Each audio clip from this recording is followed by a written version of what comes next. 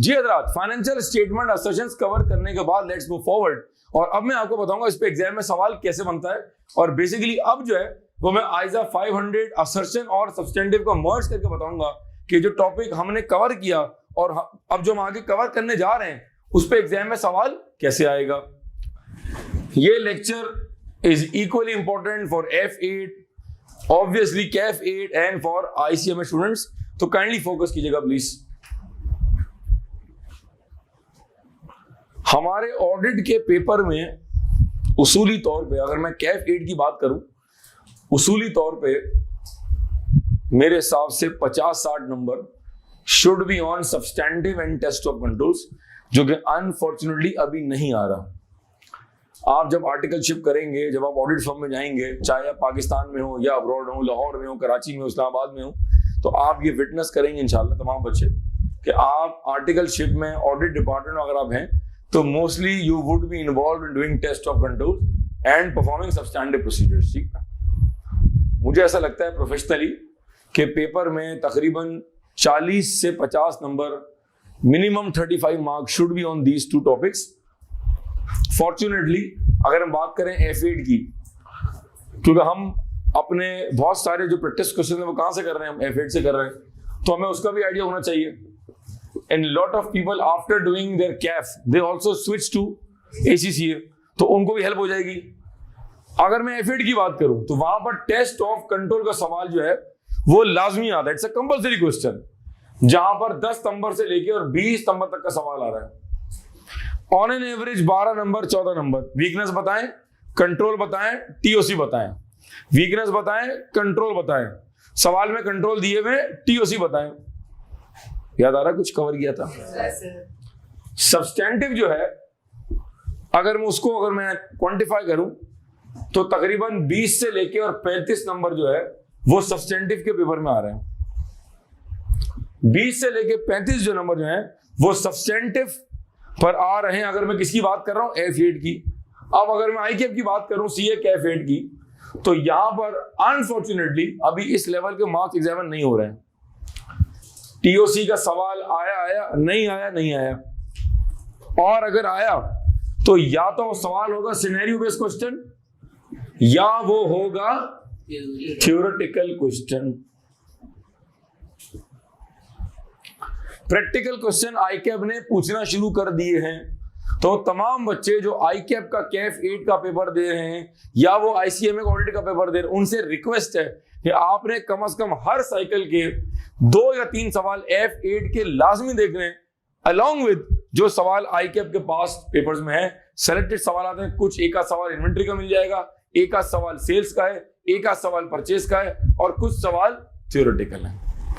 ये एक बात मैंने कर दी। अगर मैं बात करूं सब्सटेंटिव की, तो अब वो बात मैं शुरू करने जा रहा हूं जो मैंने असर्शन से लिंक करनी है। तो मैं इस बात को लेके जरा अपने व्हाइट बोर्ड के इस सेक्शन में आता हूं और मैं बड़ा लिखता हूं। आई होप ये विजिबल है। क्या लिख रहा हूं मेरे प्यारे बच्चों? Substantive procedure. सब्सटेंटिव और सवाल बनने के 2 तरीके। कहो 2 तरीके हैं, या तो सवाल डायरेक्ट बनेगा या इनडायरेक्ट। या तो सब्सटेंटिव पर सवाल डायरेक्ट बनेगा या indirect. The question on substantive can either be direct question, either it can be a direct question or it would be an indirect question. Now the student will ask, sir, what do you mean by direct question and what do you mean by an indirect question? तो मैं बात करता हूं कि direct question क्या है और ये इनडायरेक्ट क्वेश्चन क्या है। ये हो गया हमारे पास डायरेक्ट क्वेश्चन और ये हो गया हमारे पास इनडायरेक्ट क्वेश्चन। शॉर्टकट में लिखा है, माजरत। बहुत ध्यान से सुनेंगे अब, ठीक है? फिर मैं आपको ICAP के सवाल पर डायरेक्ट लेके आऊंगा कि देखिए ICAP में किस तरह एग्जामिन हो रहा है। प्लीज नोट, ये जो डिस्कशन हम करने जा रहे हैं ये इक्वली इंपॉर्टेंट है फॉर F8। मैं उसका जिक्र भी करूंगा अभी। डायरेक्ट सवाल कैसे बनता है, रिपीट करें। What substantive procedure will you perform to verify cash at bank. मैं बहुत ही स्ट्रेटेजी के साथ टेक्टफुली मैं आपके पेपर के जो सवालात हैं उनका फेयर दूर कर रहा हूं आपसे, और मैं आपको उस लेवल के लिए तैयार कर रहा हूं। जब आप सब्सटेंटिव देखेंगे तो आपको पास पेपर देकर टेंशन नहीं होगी इंशाल्लाह। What substantive procedure will you perform to verify closing stock? What substantive procedure will you perform to verify debtors? What substantive procedure will you perform to verify trade payables? ये जो direct substantive का सवाल पूछा है, ये इसको हम क्या कह रहे हैं? Direct question. रिपीट करें, what substantive procedure, what audit test, what audit work, what audit programme will you perform to verify cash at bank. हजरात, जब आप एग्जाम में इसका आंसर दे रहे होंगे, जब आप इसका आंसर दे रहे होंगे तो आप इसका आंसर पॉइंट फॉर्म में देंगे, पैराग्राफ फॉर्म में नहीं देंगे। लो भाई, एग्जाम फोकस डिस्कशन भी शुरू हो चुका है, ऑल इन वन हो गया। तो ऐसा ही है ना, जब मैं आंसर सब्सटेंटिव का दे रहा हूं, क्या कहा, तो मैं पैराग्राफ फॉर्म में नहीं दूंगा, मैंने पैराग्राफ लिख के क्रॉस कर दिया, मैं आंसर दूंगा पॉइंट फॉर्म में। किस में दूंगा? 1 2 3 4 S the requirement of the question depending on the number of marks. जब मैं ये पॉइंट बता रहा हूंगा तो मैं जो बता रहा हूँ वो क्या होगा? सब्सटेंटिव होगा। वेरी गुड, पूरी क्लास पार्टिसिपेट करे, ये नोट करने का मैं टाइम दूंगा आपको, सुकून से नोट कीजिएगा, छुप छुप मत नोट करें। जब मैं सब्सटेंटिव का एग्जाम में आंसर लिख रहा हूंगा तो मैं क्या लिख रहा हूंगा? जो लिख रहा हूंगा वो क्या होगा? जो लिख रहा हूँ वो क्या होगा? और उस सब्सटेंटिव से जो वेरीफाई हो रही होंगी वो क्या होंगी? Financial statement assertions. इसका मतलब है मैं यहाँ बेसिकली क्या बता रहा हूँ? अब रिपीट कर, हम ये वेरीफाई कर लेंगे, हम ये चेक कर लेंगे, क्लाइंट से पूछ लेंगे, रिकैलकुलेट कर लेंगे, रीपरफॉर्म कर लेंगे, कॉन्फर्मेशन भेज देंगे, लास्ट ईयर से कंपेयर कर लेंगे। क्या कर रहे हैं? Cairo. What points I am drafting in the examination hall is basically what? Basically examiner ने क्या पूछा हुआ है? सब्सटेंटिव का हो या what is the best word? Audit procedure. What is the best word? Audit? ठीक है जी। ये पॉइंट मैं बाद में कवर करूंगा कि सर जब हम सब्सटेंटिव लिख रहे होंगे तो do we need to link the substantive with assertion? ये सबसे फेवरेट सवाल है बच्चों का सिलेबस खत्म होने के बाद, तो मैं इसको एंड में एड्रेस करूंगा। और ये सवाल मोस्टली आता है फ्रॉम F8। पूछे क्यों? क्योंकि F8 में अभी इस तरह के डायरेक्ट सवाल स्टार्ट नहीं हुए हैं। But even then I will address both of these students whence this session is about to complete. और जब हम सब्सटेंटिव सारे कवर कर लेंगे तो फिर मैं इस इशू को भी एड्रेस कर लूंगा कि क्या ऑडिट प्रोसीजर लिखते हुए क्या हमें रेलेवेंट फाइनेंशियल स्टेटमेंट असर्शन से क्या उसको लिंक करने की जरूरत है। मैं ये बात बाद में कवर करूंगा, नोट कर लो। अभी नहीं बताया मैंने, अभी नहीं बताया, नोट कर लो उस बात को, ठीक है? क्या लिखा हुआ? क्या लिखा हुआ? ये डायरेक्ट क्वेश्चन का भी डायरेक्ट क्वेश्चन है और डायरेक्ट क्वेश्चन का भी एक इनडायरेक्ट क्वेश्चन है। उफ, हैवी आ रहा हूं, एकदम हैवी आ रहा हूं आज। क्या लिखा हुआ? डायरेक्ट, एक तो डायरेक्ट क्वेश्चन और इस पर बात करते हैं। मैं कह रहा हूं डायरेक्ट क्वेश्चन के अंदर भी दो चीजें हैं, या तो डायरेक्ट क्वेश्चन का डायरेक्ट क्वेश्चन या डायरेक्ट क्वेश्चन का इनडायरेक्ट क्वेश्चन। ये जो डायरेक्ट क्वेश्चन का डायरेक्ट क्वेश्चन है वो क्या? What substantive will you perform to verify cash at bank. आप पूछो सर डायरेक्ट क्वेश्चन का इनडायरेक्ट क्वेश्चन क्या है? What substantive procedure. जो लोग सो रहे हैं वो जाग जाएं, जिनकी आंखों में नींद है वो जाग जाएं। What substantive procedure will you perform to verify the rights and existence of fixed assets? What substantive procedure will you perform to verify valuation and completeness of debtors? क्या इस सवाल में और अब जो मैंने सवाल आपको बताया क्या उसमें फर्क है? जी, फर्क ये है कि डायरेक्ट क्वेश्चन का जो डायरेक्ट क्वेश्चन है उसके अंदर वो कह रहा है मुझे ये बताओ कैश एट बैंक को वेरीफाई कैसे करेंगे, लेकिन डायरेक्ट क्वेश्चन का जो इनडायरेक्ट क्वेश्चन है वो कह रहा है मुझे फलाना असर्शन का फलाना प्रोसीजर बता दो। तो फिर मुझे तमाम प्रोसीजर नहीं बताने, मुझे उसी रिस्पेक्टिव असर्शन के रिस्पेक्टिव प्रोसीजर बताने हैं। या अगर मैं रिफ्रेश करूं, मुझे उस रेलेवेंट असर्शन का रेलेवेंट प्रोसीजर बताना है। और यहां से कॉन्सेप्ट अप्लाई होता है रेलेवेंस का, जो हमने आइजा 500 में छोड़ा था कि जब मैं सब्सटेंटिव करा दूंगा, असर्शन बता दूंगा, तो फिर बताऊंगा कॉन्सेप्ट ऑफ रेलेवेंट। सफिशिएंट बोले तो क्वांटिटी, अप्रोप्रिएट बोले तो क्वालिटी। क्वालिटी में दो बातें, रेलेवेंस और। अब मुझे बताएं, आइजा 500 पढ़ाते हुए कई सारी बातें बता दी, तो उस वक्त रेलेवेंस का डिस्कशन नहीं हो सकता था, आज भी नहीं हो सकता, आज भी नहीं हो सकता। आज क्या बता रहा हूं कि डायरेक्ट क्वेश्चन का इनडायरेक्ट सवाल कैसे बनेगा। What substantive procedure, what audit test, what audit work will you perform to verify the right of vehicles। अब मैंने इसमें ये नहीं बताना कि हम गाड़ी जाकर फिजिकल वेरीफाई कर लेंगे, हम उसका फिजिकल स्टेटस देख लेंगे, हम उसकी डेप्रिसिएशन चेक कर लेंगे, क्योंकि ये जो आप प्रोसीजर बता रहे हैं ये राइट वाली असर्शन के लिए रेलेवेंट।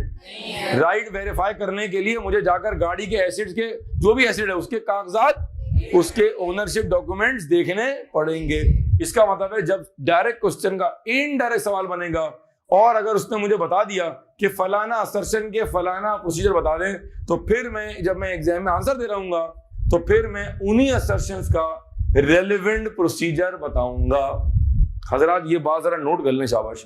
डायरेक्ट क्वेश्चन में डायरेक्ट क्वेश्चन क्या है, what substantive will you perform to verify fixed assets, और इस डायरेक्ट क्वेश्चन का इनडायरेक्ट क्वेश्चन क्या है, when the question will be assertion based कि for this assertion please explain the relevant audit procedure. फिर मुझे तमाम प्रोसीजर बताने की जरूरत नहीं है, I will be mentioning, I will be drafting the relevant procedures for that respective और रेलेवेंट फाइनेंशियल स्टेटमेंट असर्शंस। इसको नोट करें, फिर मैं स्टार्ट करता हूं कि इनडायरेक्ट सवाल कैसे बनेगा। Let's move forward. जी सर, इससे पहले कि हम आगे चले, जरा मैं इस आसान सी बात को आसानी के साथ दोबारा रिपीट कर दूं। मैंने ये कहा कि देखिए हमारे पास सब्सटेंटिव को पूछने के दो तरीके हैं। एक तरीका है डायरेक्ट क्वेश्चन, मैंने ये इलेबोरेट कर दिया, मैंने मजीद जिंदगी आसान कर दी कि इस डायरेक्ट क्वेश्चन के पूछने के भी दो तरीके हैं। अभी हमने सब्सटेंटिव स्टार्ट नहीं किया है, हम सब्सटेंटिव स्टार्ट करने जा रहे हैं। तो as you will cover substantive, तो ये सारी बातें आप लाइव देख रहे होंगे, मैं पहले से आपको क्लैरिफाई कर रहा हूं, पहले से मैं उसको आसान कर रहा हूं आपके लिए। डायरेक्ट क्वेश्चन का डायरेक्ट क्वेश्चन बनेगा, रिपीट कर ले पूरी कर, what substantive procedure will you perform to verify cash sheet में, what substantive procedure will you perform to verify fixed asset, what audit procedure, what audit test, what audit work will you perform to verify debtors और trade payables. क्या इस सवाल में assertion का जिक्र है? नहीं है। इसका मतलब है जब उसने असर्शन स्पेसिफिक सवाल नहीं किया तो मुझे तमाम असर्शन के तमाम प्रोसीजर बताने हैं। इसका मतलब है मुझे तमाम असर्शन के तमाम प्रोसीजर बताने हैं। सिर्फ मैंने ये कहा कि क्या मैं ड्राफ्टिंग करते वक्त असर्शन से लिंक करूंगा, ये मैंने कहा कि ये बात मैं आपको बाद में बताऊंगा एट अ लेटर स्टेज, ये मैंने कहा सिर्फ। फिर मैंने कहा कि डायरेक्ट क्वेश्चन का क्या बन रहा है, इनडायरेक्ट क्वेश्चन, जहां क्वेश्चन जो है वो असर्शन बेस्ड है। अभी हमने कुछ देर पहले पढ़ी 6 असर्शन P&L की और 6 असर्शन बैलेंस शीट की। Let me make you repeat, what substantive procedure, what audit work will you perform to verify existence and right of fixed assets. इसका मतलब है क्या मुझे तमाम असर्शन के तमाम प्रोसीजर बताने हैं या मुझे रेलेवेंट असर्शन के रेलेवेंट प्रोसीजर बताने हैं, बस ये बात मैंने की है। एक और सवाल, what substantive procedure, what audit work will you perform to verify completeness and existence of trade payables. इसका मतलब है हम जो ट्रेड पेबल सब्सटेंटिव कवर करेंगे, अभी कवर नहीं किया, कवर करेंगे, तो जब हम वो कवर कर लेंगे तो इस सवाल के अंदर जो मैंने अभी आखिर रिपीट किया है, हमें तमाम प्रोसीजर लिखने की जरूरत नहीं है, क्योंकि क्वेश्चन बहुत स्पेसिफिक क्या कि आप मुझे एग्जिस्टेंस और कंप्लीटनेस के प्रोसीजर बताएं। इसका मतलब है कि मुझे सिर्फ इन रेलेवेंट असर्शन के रेलेवेंट प्रोसीजर बताने हैं। I do not need to write all the procedures because the question is specific and that is assertion wise. ये मैंने कहा डायरेक्ट क्वेश्चन का इनडायरेक्ट क्वेश्चन, और ये मैंने कहा डायरेक्ट क्वेश्चन का डायरेक्ट क्वेश्चन। आगे चलते हैं और अब मैं आपको बता रहा हूं कि सब्सटेंटिव पर इनडायरेक्ट सवाल कैसे बनता है। और यहाँ F8 वाले भी जरा जाग जाएं और KF8 वाले भी जाग जाएं, हालांकि आप जागे भी होंगे, बट जरा ये देखें क्योंकि ये पेपर में दोनों के सवाल भरे हुए हैं। Let me start and then I will give you practical example. जब हमने आइजा 560 पढ़ा था, subsequent events, balance sheet date से लेकर रिपोर्ट डेट, रिपोर्ट डेट से लेके इशू डेट, और इशू डेट के बाद बैलेंस शीट डेट से लेके रिपोर्ट डेट से लेके और इशू डेट के। जब जब आइजा 560 पे प्रैक्टिकल सवाल आया है, चाहे वह सवाल F8 का हो या सवाल कैफ8 का हो, कैफ8 वालों को भी F8 के सवाल कराए थे। इफ यू रिमेंबर, पांडा इनको कराया था, हम फ्राइज कराया था। अगर आपको उसकी रिक्वायरमेंट पार्ट भी याद आ रही हो, उसमें लिखा हुआ था व्हाट ऑडिट प्रोसीजर्स। वो प्रोसीजर क्या थे? सब्सटेंटिव भी तो थे, डायरेक्ट सवाल नहीं था वो। पता नहीं मुझे ऐसा क्यों लगता है कि सब्सटेंटिव से पहले ये लेक्चर इतना इंपॉर्टेंट है, इतना इंपॉर्टेंट है। सोचे किसी की, इससे सिलेबस पे ग्रिप आती है। अच्छा ये यूं है, ये ऐसे करना है। एग्जांपल, ये सवाल है आइजा 560 का, प्लीज नोट करें, फोकस करें जी। ये सवाल है आइजा 560 का। पहले पार्ट में कह रहा बताएं कि अकाउंट्स अमेंड होंगे। थर्ड पार्ट में कह रहा है ऑडिट रिपोर्ट पे इम्पैक्ट बताएं। सेकंड पार्ट में कह रहा है ऑडिट प्रोसीजर बता दें। भाई ये प्रोसीजर क्या है? और स्टूडेंट्स पेपर दे के बाहर आके कह रहे जी पेपर में तो सब्सटेंटिव आया ही नहीं। भाई ये क्या है? ये सब्सटेंटिव ही तो है। And even lot of students pass the exam, they still don't know कि आप जो प्रोसीजर करके आए हैं वो ये सब्सटेंटिव लिख के आए हैं। भाई ये बेसिक्स क्यों नहीं आपकी क्लियर है? क्यों नहीं आपको किसी ने बताई है? यहां पर दिया हुआ है 3 सब्सिक्वेंट इवेंट्स हैं। पहला है डेटर्स, तो अगर ये डेटर्स दिया हुआ है तो किसके सब्सटेंटिव लिखने हैं? अगर ऊपर दिया हुआ है मिसाल के तौर पे फायर फ्लड का केस, तो किसके सब्सटेंटिव लिखने हैं? अगर ऊपर दिया हुआ है लॉ सूट, तो किसके सब्सटेंटिव लिखने हैं? ये सवाल जो बना है प्रोसीजर का, जो F8 में भी आ रहा है और कैफ8 में भी आ रहा है, अभी 5 मिनट में दिखाऊंगा आपको। तो ये सवाल कौन सा है? ये सवाल, ये सब्सटेंटिव का क्या है? इसमें कोई रॉकेट साइंस है? नेक्स्ट, गोइंग कंसर्न पढ़ा था? गोइंग कंसर्न पढ़ा था। कैफ8 ने भी पढ़ा है और F8 ने भी पढ़ा है। कैफ8 ने भी पढ़ा है और F8 ने भी पढ़ा है, और ICMA के बच्चों ने भी पढ़ा होगा। गोइंग कंसर्न के इंडिकेटर्स बता दें, KVN को, मर्क्यूरी मोटरिंग इनको, चेस्टनट इनको, या चेस्टनट रिपोर्ट का सवाल था, क्लैरिनेट इनको याद आ रहा है? चेस्टनट किसका था? रिपोर्ट का सवाल था, जिसके पहले केस में डेटस था और दूसरे केस में इन्वेंट्री वेरीफाई नहीं हो सकी थी, क्योंकि इन्वेंट्री काउंटिंग से पहले ऑडिट फॉर्म में रिजाइन दे दिया था। आपका अपॉइंटमेंट बाद में हुआ था बिकॉज ऑफ टाइमिंग। याद आ रहा है? बहरहाल ठीक है जी, घूम गए तमाम लोग, क्या होगा एकदम से बाद में। गोइंग कंसर्न पे वापस आ जाए। आइजा 570 KVN को किया था, मर्क्यूरी मोटरिंग किया था, क्लैरिनेट किया था। पहले पार्ट में पूछता है इंडिकेटर्स बता दें, सेकंड में कह रहा है गोइंग कंसर्न के प्रोसीजर बता दें। वो क्या है? सब्सटेंटिव ही तो है। कैश फ्लो फोरकास्ट देख लें, BOD के मिनट्स देख लें, लोअर से मुलाकात कर लें, लोअर को कंफर्मेशन भेज दें, पेरेंट कंपनी को कंफर्मेशन भेज दें, फ्यूचर की जो है वो जो सेल्स लॉग है वो देख लें, आप फोरकास्ट देख लें, आप जाकर एसिड जो आपने कहा मैनेजमेंट ने कहा हमारे पास है और हम वो बेच के कैश फ्लो का मसले से बाहर निकल आएंगे, वो जाकर एसिड फिजिकल वेरीफाई कर लें या उसके कागजात देख लें। ये क्या है? सब्सटेंटिव। इसका मतलब है आइजा 570 में भी जो आप ऑडिट प्रोसीजर बता रहे हैं वो क्या है? फर्स्ट से इतना है कि वो सवाल सब्सटेंटिव पर डायरेक्ट नहीं है, indirect. Does it make sense to you? वो सवाल जो सब्सटेंटिव का है वो डायरेक्ट नहीं है, वो indirect question. Indirect question audit report F8 में भी सवाल है और कैफ8 में तो भरे हुए हैं, and these questions are equally important for both. However जो F8 वाले स्टूडेंट्स हैं, आपको कैफ8 के ऑडिट रिपोर्ट के सवाल करने की जरूरत नहीं, लेकिन जो कैफ8 के स्टूडेंट्स हैं मैं उनको F8 के सेलेक्टेड सवाल कराऊंगा। मैं रिपीट कर रहा हूं, जो बच्चे एग्जाम दे रहे हैं वो एशियन F8 जहां भी आप दुनिया के जिस भी हिस्से में बैठे हुए हैं, आपको ICAP के कैफ8 के सवाल प्रैक्टिस के गर्ज से भी आपको करने की जरूरत नहीं है, क्योंकि आपके सवाल का पैटर्न डिफरेंट है, यहाँ का डिफरेंट है। लेकिन जो बच्चे कैफ8 के एग्जाम देंगे ICAP का, उनको मैं सेलेक्टेड प्रैक्टिस सवाल F8 के जरूर कराऊंगा। ठीक है जी। रिपोर्ट का सवाल आता है, रिपोर्ट का सवाल आता है, और रिपोर्ट के सवाल के पहले पार्ट में कहता है बताएं क्या ये इशू मटेरियल है, सेकंड में कह रहा है प्रोसीजर बताएं, और थर्ड में कह रहा है ऑडिट रिपोर्ट पर इंपैक्ट बताएं। ये तो आइडियल सिनेरियो है। हो सकता है एग्जामिनर ICAP के एग्जामिनर 3 रिक्वायरमेंट्स ना दे, वो पहली रिक्वायरमेंट में ही सारे गेम कर देता है। रिपीट करें, explain the audit procedures and the reporting implications for the issues identified above. अब उसने आपसे रिपोर्ट के सवाल के अंदर ऑडिट रिपोर्ट के सवाल के अंदर उसने जो आपसे ऑडिट प्रोसीजर पूछे हैं, जो उसने आपसे ऑडिट टेस्ट पूछा है, ये क्या है? ये सब्सटेंटिव पर वंस अगेन इनडायरेक्ट क्वेश्चन है।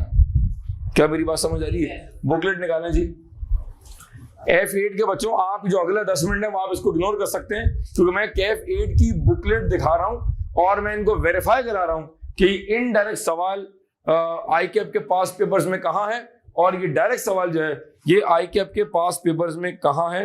हम जब F8 के रेलेवेंट टॉपिक्स देख रहे होंगे तो आप इसको वहां से क्रॉस चेक कर सकते हैं। जो आपके F8 के सवाल हैं 560 में उसके प्रोसीजर दिए हुए हैं, गोइंग कंसर्न में उसके प्रोसीजर है। और जब आप रिपोर्ट के सवाल देखेंगे, फॉर एग्जांपल आप रिपोर्ट का सवाल देख लें, चेस्टनट देख लें, आप मिनी एनको में नहीं दिया हुआ है, फिर आप सवाल देखें 560 का हम फ्राइज देखें आप, फिर आप पांडन को देखें, तो उनमें आपको रिक्वायरमेंट में प्रोसीजर नजर आ रहा है। तो वो जो प्रोसीजर वहां पूछा हुआ है वो बेसिकली सब्सटेंटिव का इनडायरेक्ट सवाल है। Let's move forward. अब अगर हम ICAP की अपनी बुकलेट निकाल लें जरा और हम इसका एक डेमोन्स्ट्रेशन ले लें तो बात समझ आएगी। सबसे पहले आप निकालें September 21 है हमारे पास बुकलेट के अंदर, September 21 है हमारे पास। अच्छा, आप निकालें March 21 निकालें, है हमारे पास, ठीक है। March 21 निकालें जी। March 21 का क्वेश्चन नंबर 6B देखें प्लीज। थोड़ा स्पीड में चलेंगे, ऑनलाइन वाले बच्चे, LMS वाले बच्चे काइंडली फोकस करेंगे। ऑडिट के पेपर को पढ़ाते हुए मेरी स्पीड थोड़ी तेज होती है क्योंकि ये थ्योरी का एग्जाम है, थ्योरी का पेपर है। अगर मैं हल्की स्पीड स्लो कर दूंगा ना तो आप डिस्ट्रैक्ट हो जाएंगे, आपको नींद आ जाएगी। तो प्लीज बेयर विद इट, ठीक है? It's a technique, it's a strategy. Page number 13 ICAP का सवाल, March 21 क्वेश्चन नंबर 6। रिक्वायरमेंट पढ़े आप। Requirement for each of the above independent matters. Number 8, state the audit procedure. State the audit procedure, ये क्या दिया हुआ है? और बच्चा एग्जाम के बाहर कह रहे जी पेपर में सब्सटेंटिव नहीं है, ये क्या दिया है? ये सब्सटेंटिव है। फर्स्ट सिर्फ क्या है? ये डायरेक्ट सवाल नहीं है, ये ठीक है। जब किसी को नहीं पता तो ये बहुत ही बड़ा एक नेग्लिजेंस है, कॉन्सेप्चुअल भंड है मेरे हिसाब से। कितने मार्क का सवाल है? 8 नंबर। इसका मतलब है पहले पार्ट में अगर जो किस्सा ज़ेरे बहस है, पहले वाले पार्ट में दिया हुआ स्पेशलाइज्ड स्टॉक जो हम करते हैं आइजा 560 के केस नंबर 5B के अंदर, जो आपने LMS पे देखा होगा, स्पेशलाइज्ड स्टॉक, जहां मैंने ICAP का सवाल भी डिस्कस किया हुआ है, इफ यू रिमेंबर, ठीक है जी। तो 8 नंबर का ब्रेकअप कर लें, 4 और 4। ये 8 नंबर का सवाल किस चीज का है? नेक्स्ट सवाल निकाले September 2020। September 2020 गौर से देखें, क्वेश्चन नंबर 1 देखें आप जरा। September 2020, ये कोविड के टाइम का पहला सवाल था और सवाल भी कोविड में बना हुआ था। क्वेश्चन नंबर 1 का पार्ट 1 और क्वेश्चन नंबर 1 का पार्ट 2, ये दोनों सवाल मैं क्लास में कराऊंगा आपको। इसकी रिक्वायरमेंट पढ़ लें जी। Required for each of the above issues, A, state the audit procedure. जी क्या लिखा हुआ है? क्या पूछा हुआ है? ये डिपेंड करता है सब्सटेंटिव कौन से, जो ऊपर केस दिया हुआ है। अगर ऊपर इन्वेंट्री है तो इन्वेंट्री के सब्सटेंटिव, ऊपर डेटर्स है तो डेटर्स के सब्सटेंटिव, ऊपर ट्रेड पेबल है तो ट्रेड पेबल के, ऊपर अगर प्रोविजन दिया हुआ है तो प्रोविजन के। समझ आ रहा है? जैसा देश वैसा भेष। क्वेश्चन नंबर 2 देखें आप। रिक्वायरमेंट नंबर 1 पढ़े जी। क्वेश्चन नंबर 2 को 1 पढ़े please. Question number 2, required number 8. Explain the fluctuations and inconsistencies in the given ratio. ये आइजा 520 है, इसका सेकंड पार्ट पढ़े। Second part. State any 4 key audit procedures which you would perform to address each जी। of these. जब मैं आपसे कहूं पढ़े तो आपने घबराना नहीं, मुझे पता है मैं क्या पढ़ा रहा हूं आपसे, ठीक है जी। रिक्वायरमेंट नंबर 1 दोबारा पढ़े क्योंकि आपका पढ़ने का मूड नहीं था, दोबारा पढ़े। Explain the fluctuations and inconsistencies in the given ratios. जी, ये सवाल कवर होगा ऑडिट रिस्क एंड रेशियोज के अंदर जाके। इसका सेकंड पार्ट दोबारा पढ़े। State any 4 key audit procedures which you would perform to address each. जी, क्या सब्सटेंटिव पे सवाल डायरेक्ट है इनडायरेक्ट है? ये इनडायरेक्ट सवाल है अलोंग विद आइजा 520 एनालिटिकल प्रोसीजर्स। जो कायरो का C के बाद जो A है वो A क्या है? कौन सा आइजा है? 520। उसके सवाल के साथ उसने क्या पूछा है, सब्सटेंटिव प्रोसीजर। अब बच्चे कह रहे हैं जी पेपर में तो सब्सटेंटिव आया ही नहीं। ठीक है जी, मैं बता रहा हूँ सब्सटेंटिव कितना मार्क्स का आया। ऊपर दिया हुआ 10 नंबर और 9 में से आप बड़ा सेफली 5 अलग कर लें तो 9 और 5 कितने हो गए? 9 और 5 कितने हो गए? ठीक है, जो नहीं कर पा रहे वो कैलकुलेटर निकाल के कर लें कि 9 और 5 कितने होते हैं। ठीक है जी, अभी बात यहाँ खत्म नहीं हुई है जी। हाँ 10 और 5 कितने हो गए? 15 मार्क हो गए। अब आप निकालें क्वेश्चन नंबर 4, इसी अटेम्प्ट का निकालें, शाबाश। इसी अटेम्प्ट का क्वेश्चन नंबर 4 निकालें प्लीज जी। ये सवाल है आइजा 560 का। पहला पार्ट है स्प्रूस लिमिटेड, फिर आ रहा है लार्ज लिमिटेड। मुझे नहीं पता कि एग्जामिनर नाम कहां से लेके आ रही है, रिक्वायरमेंट पढ़ लें जी। In each of the above situations, evaluate the need for amendment in the financial statements and suggest the audit procedures, if any, which the जी पेपर में तो सब्सटेंटिव आता ही नहीं है भाईजान। कितने हो गए? 10 और 5 15 और 15 में से आप सेफली निकाल लें 4 या 5 नंबर, तो कितने हो गए मिनिमम? 19 से 20 नंबर सब्सटेंटिव पर पूछे गए इन CA Kaif 8 in the attempt of September 2020। समझ आ रहा है? जी सर। ये मैंने बीइंग एन ऑडिट टीचर ना, मैंने आपको ऑडिट एविडेंस दे दिया इसका, ताकि आपको अभी से पता होगा यार ये तैयारी कैसे करनी है और ये पेपर में किस तरह आ रहा है। और देख लीजिए जरा, मार्च 2020 आए मैं आपको बताऊं कि डायरेक्ट सवाल कैसे आता है। मार्च 2020 का क्वेश्चन नंबर 4 हो सकता है रिक्वायरमेंट अभी आपको समझना है, बट जब आप कुछ अरसे में कवर कर लेंगे तो आपको आइडिया हो जाएगा कि ये सवाल डायरेक्ट सब्सटेंटिव का है ऑन ट्रेड पेबल्स। पढ़िए जरा। Required. Comment on the above audit procedures performed by your audit team in the context of testing the understatement of payables. Also suggest further procedures, if any, that are required to be performed with respect to the understatement of trade payables. 7 number का सवाल है, direct substantive पूछा है on trade payables. ये indirect सवाल नहीं है, ये डायरेक्ट सवाल है। दोबारा पढ़ें जी। Comment on the above audit procedures performed by your audit team in the context of testing and the understatement of payables. Also suggest further procedures, if any, that are required to be performed with respect to the understatement of trade payables. सवाल एक और निकाले मार्च 16 शाबाश जल्दी से। मार्च 16 का question number 6 का alpha देखें हजरात। ये आईकेएफ के सवाल हम डिस्कस कर रहे हैं। जो बच्चे ये वीडियो F8 के लिए देख रहे हैं वो इस पार्ट को चाहें तो वो स्किप कर सकते हैं। मार्च 2020 क्वेश्चन नंबर 6A अल्फा पढ़ें जी। मार्च 16 क्वेश्चन 6 जी। मार्च 16 मैंने क्या कहा? अच्छा मार्च 16 मैंने 2-3 बार मार्च 16 भी कहा, वो भी नोट करें आप जी। मार्च 16 State 5 key substantive audit procedures for verification of provision. जी दोबारा पढ़ लें। State 5 key substantive audit procedures for verification of provision. जी ये डायरेक्ट इनडायरेक्ट है। क्या पूछ रहा है? कह रहा है वेरिफिकेशन ऑफ प्रोविजन के 5 सब्सटेंटिव बता दें। अब आपको फर्क समझ आया डायरेक्ट इंडायरेक्ट का? अब मुझे बताएं क्या ये डिफरेंशिएशन इंपॉर्टेंट थी नहीं थी? सर कोई और सवाल दिखाएं। अभी मेरा दिल मुतमईन नहीं है सर। सितंबर 14 निकालें आप जी, सितंबर 14 निकालें जी। ऑडिट का पेपर पढ़ा रहे हैं बगैर एविडेंस के, हम भी आपसे बात नहीं करेंगे भाई। हाँ बात करना है। सितंबर 14 क्वेश्चन नंबर 4 जल्दी पढ़ लो, आज ही पढ़ लो बस। List any 5 substantive procedures for verification of each of the following. Ji Number 1 accrued expenses. Number 2 contingencies. दोबारा पढ़ लो। List any 5 substantive procedures for verification of each of the following. Number 1 accrued expenses. Number 2 contingencies. जी समझ आया जी? जी sir. अच्छा एक सवाल और देख लें आखिरी निकालें। सितंबर 19 मार्च 19 निकालने, बल्कि मार्च 19 निकालें जी। मार्च 19 ये सारा डिस्कशन मैं कर रहा हूं सब्सटेंटिव स्टार्ट करने से पहले और असर्शन पढ़ाने के बाद, जहां पर आप समझें कि इस वक्त मैं लिंकिंग कर रहा हूं of ISA 500 with ISA 315 concept of financial statement assertion. यहां बच्चे की बेस बनती है और वो आगे चलता है जहां हम स्टार्ट करते हैं कॉन्सेप्ट ऑफ सब्सटेंटिव प्रोसीजर जी। मार्च 19 क्वेश्चन नंबर 3 आप देखेंगे। मार्च 19 का जब क्वेश्चन नंबर 3 देखेंगे तो थोड़ा सा आप हिलेंगे। यकीन करेंगे सवाल 5 से 8 मिनट का मैक्सिमम, जब आप लेक्चर देख लेंगे ऑडिट रिस्क विद रेशियोज का। क्वेश्चन नंबर 3 आपसे इसकी रिक्वायरमेंट पढ़ लें जी।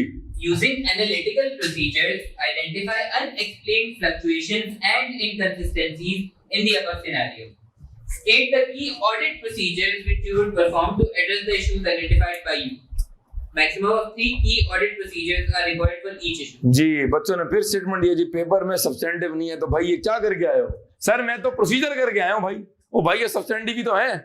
इसका मतलब है कि 11 नंबर में से आप सेफली अलग कर दें, 5 से 6 मार्क्स जो हैं वो इस पार्ट के होंगे। अब वंस अगेन सब्सटेंटिव का सवाल किस तरह है? Indirect along with ISA 5 to 0। ये सवाल डायरेक्ट इनडायरेक्ट है?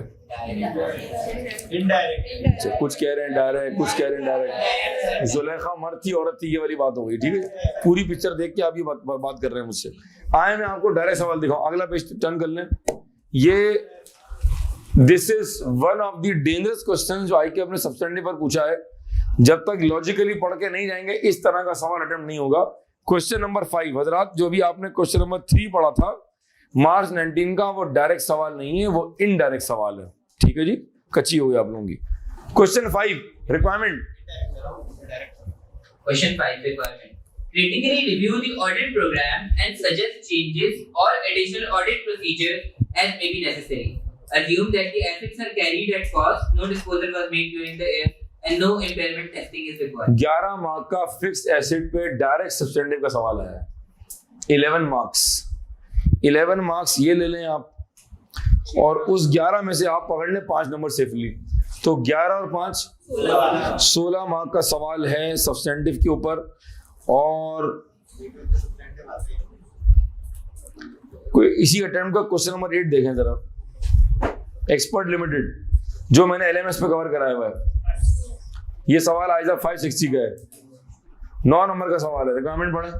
Evaluate the need for amendment in the financial statement and state the procedures which the auditor would need to perform in the above situation. ये substantive का आ गया indirect सवाल। एक ही attempt में कुछ सवाल सब्सटेंटिव पर डायरेक्ट हैं और कुछ किसी और टॉपिक के साथ इनडायरेक्ट हैं। अगर मैं 9 में से 1 सेकंड सेफली 4 नंबर पकड़ लूं तो 4 और 11 15, 15 और 5 तकरीबन समझे कि 20 मार्क का सब्सटेंटिव पर सवाल मौजूद है मार्च 2019 के अंदर। मार्च 19 चल रहा है हजरात। इसी तरह जो बच्चे F8 के लिए वीडियो देख रहे हैं, आपको बहुत सारे सवाल ऐसे मिलेंगे। और अगर मैं F8 की रिक्वायरमेंट्स आपके सामने दोहरा दूं तो जब हम इस क्लास के अंदर जब इंशाल्लाह सब्सटेंटिव कर रहे होंगे तो मैं इनको बहुत सारे सवाल F8 के कराऊंगा, जो आपके भी सवाल कवर हो जाएंगे। तो आप रिक्वायरमेंट्स बार बार देखेंगे कि F8 में रिक्वायरमेंट आई, what substantive will you perform the verified trade payable, what substantive will you perform the verified prepayments, what substantive will you perform the verified cash in hand and cash at bank. ये सवाल जो direct वो cash in hand या cash at bank पर पूछ रहा है, सवाल में उसने लिख दिया कि सब्सटेंटिव बताओ। इसको हम डायरेक्ट सवाल क्यों कहते हैं? क्योंकि सवाल में कोई इस तरह का किसी और टॉपिक का सिनेरियो नहीं है, जबकि वो सवाल प्रोसीजर का जो 560 के साथ आ रहा है या रिपोर्ट के साथ आ रहा है या गोइंग कंसर्न के साथ आ रहा है या आइजा 520 के साथ आ रहा है या किसी और टॉपिक के साथ आ रहा है, उसको मैं आपकी आसानी के लिए डिफरेंशिएट कर रहा हूं कि ये सब्सटेंटिव पर डायरेक्ट सवाल नहीं है, ये सब्सटेंटिव पर इनडायरेक्ट सवाल है। आई होप यहां तक बात समझ आई होगी। मैंने आपको कैफ 8 के बहुत सारे पास्ट पेपर्स भी दिखा दिए ताकि आप इस बात को आसानी से समझ भी सकें और आप इसको डिफरेंशिएट भी कर सकें। अब हम स्टार्ट करने जाते हैं, यहां से हम आगे चलते हैं एंड विल स्टार्ट सब्सटेंटिव। जब हम सब्सटेंटिव स्टार्ट करते हैं तो in my case the first topic that we start is debtors, और डेटर्स के साथ हम फौरन से स्टार्ट करते हैं आइजा 505। इसको रिवाइज करेंगे, 12 असर्शंस को रिवाइज करेंगे, जो बात मैंने यहाँ बताई है इसको प्रॉपर्ली नोट करेंगे, रिवाइज करेंगे। Let's move forward and start substantive procedures.